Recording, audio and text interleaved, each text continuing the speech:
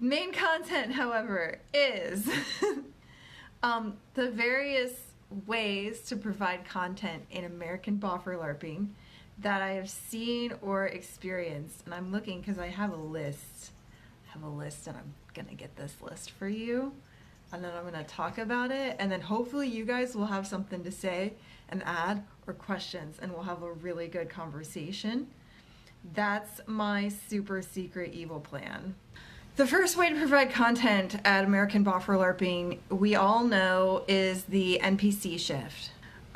So yeah, NPC shifts, right? That's the normal way.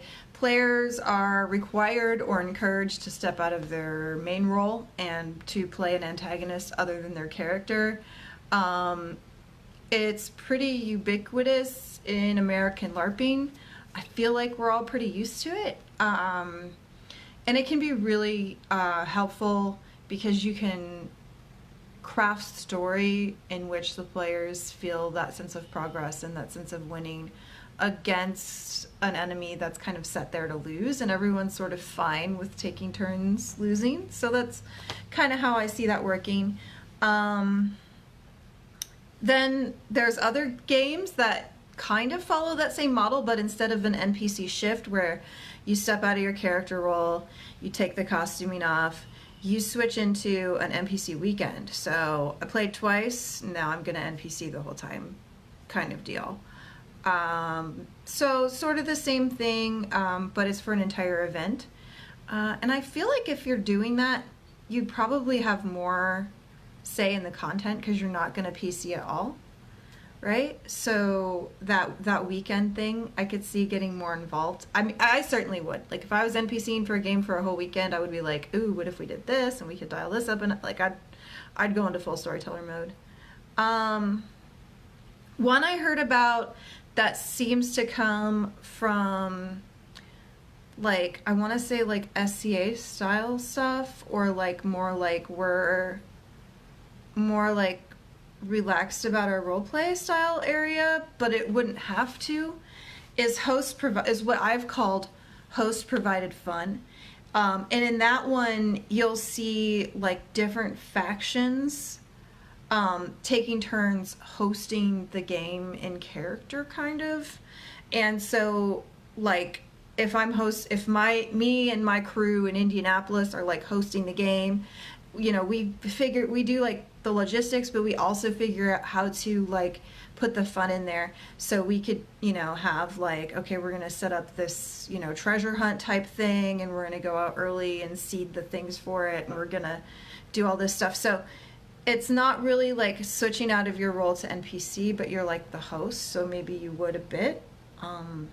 Which I really like that because it takes what people tend to do in LARPs anyhow, which is kind of crew up, and it uses that power to provide content for the entire thing. So I thought that was really neat. Randall says, the only problem I see, one faction that's the best fighter is always dominating.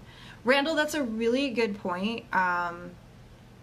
If the motivation there is winning and one-upping each other with either real life skill or with the system, that is absolutely a problem with faction-based content.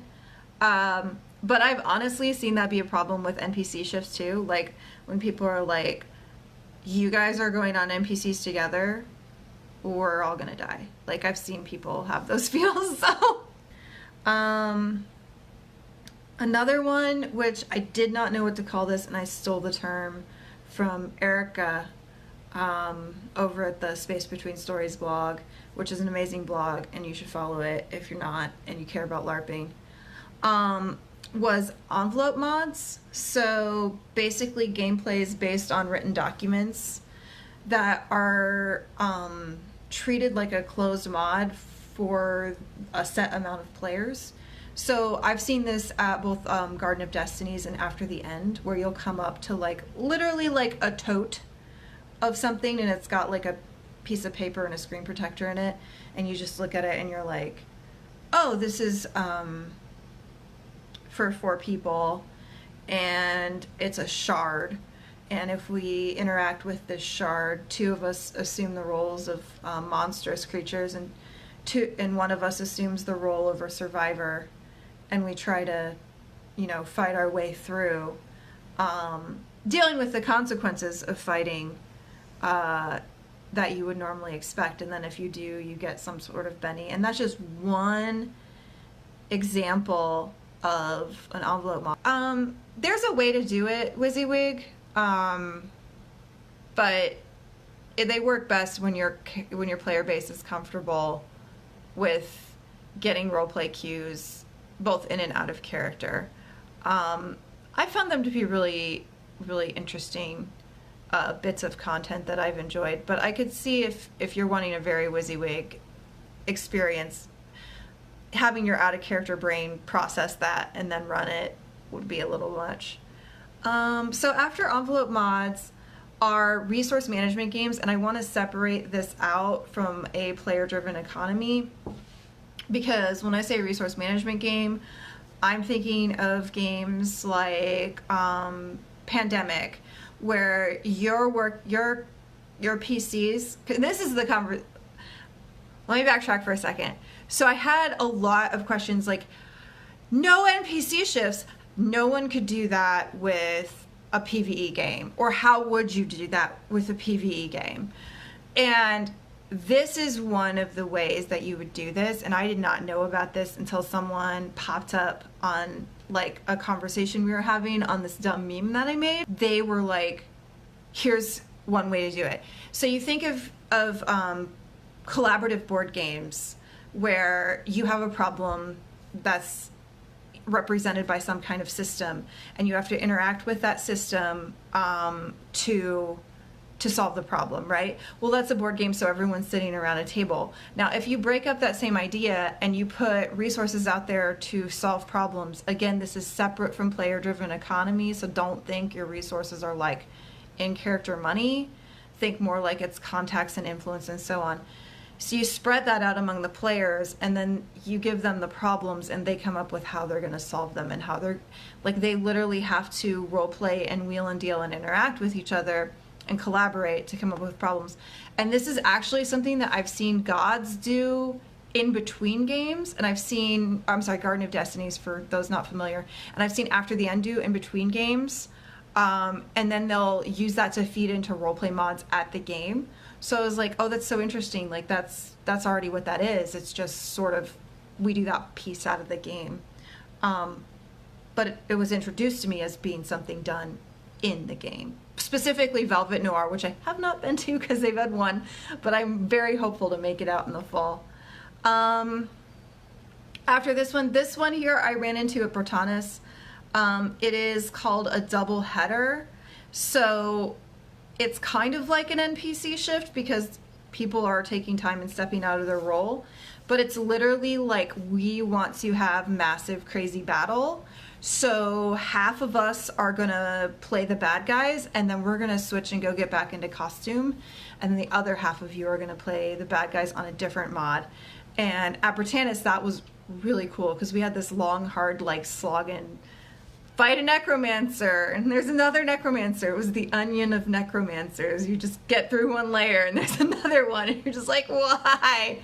And so after that, hydrate, chilled by the fire for a little bit, we went out and did another mod where all of us who were previously fighting the necromancers, also called double hooking, that's a great term for it, so double header, double hooking, something like that.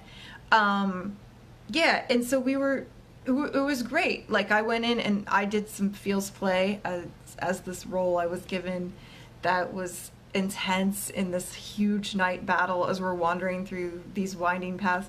It was really good. And I feel like that one, if used like all the time, it might not be like, let's not have a double header like every 12 hours, but once a game for impact, or once, every few games, it seems like a really good idea to me. Faction-based conflict, I define as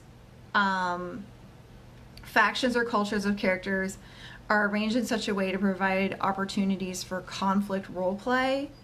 But I wanted to distinguish this from character versus character or player versus player. Conflict in that this is collaboratively approached out of character.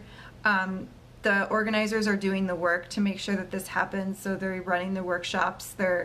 They've arranged the world so that this makes sense, and they've presented it to the players in a way that it's understood that we're working together to tell a story that includes this conflict, which is different than PvP or CVC in my heart, because those are when you present the players with a system in which they can compete or one-up with each other or defeat each other, which is a way to provide content. So yeah, faction-based conflict.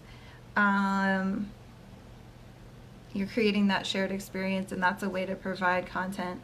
And there was this guy who posted video, because like before this video, I was having conversations everywhere I could, because that's what I do when I get excited about something. I start talking about it, and this is a piece of that. So I was on LARP Haven, and this guy was like, hey, check out what they're doing in Sweden. This is a LARP called Heart of War, and their point of it is to make a warlike experience. And he showed this castle siege with like explosions and like goblin archers falling.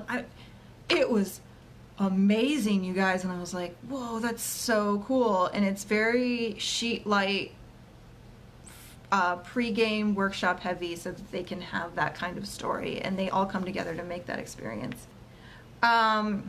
This here I'm stealing from Damrung, and I'm calling it Wandering Monsters as a PC race.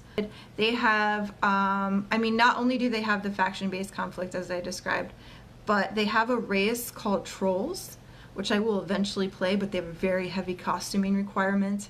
They have some crazy magics. Although it is a very systems-like game.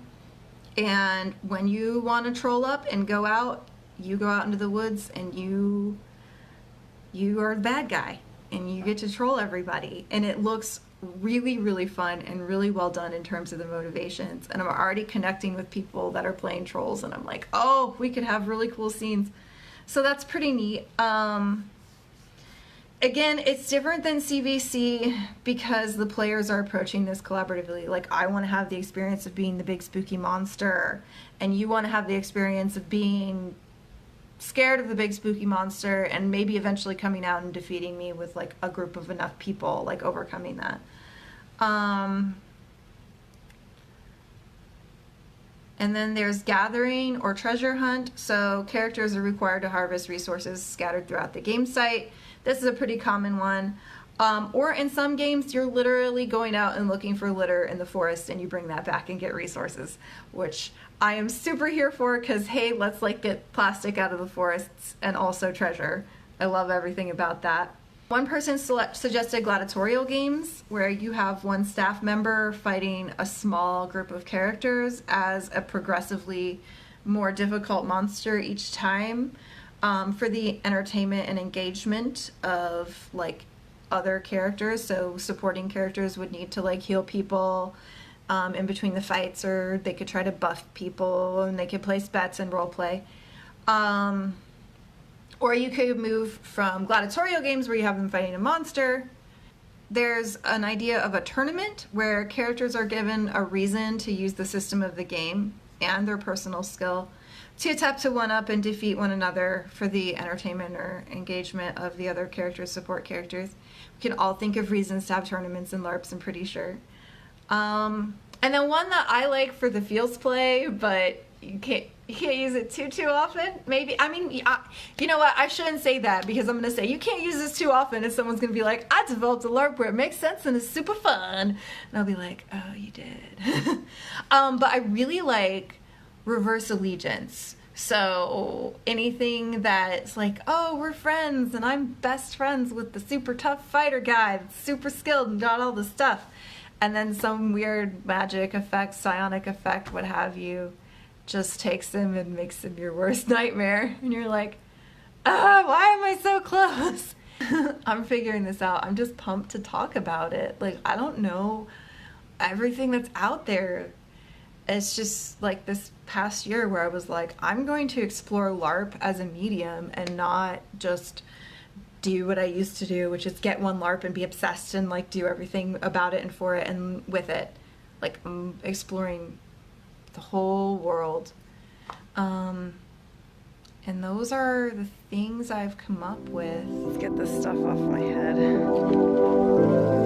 to talk about larp stay for the month.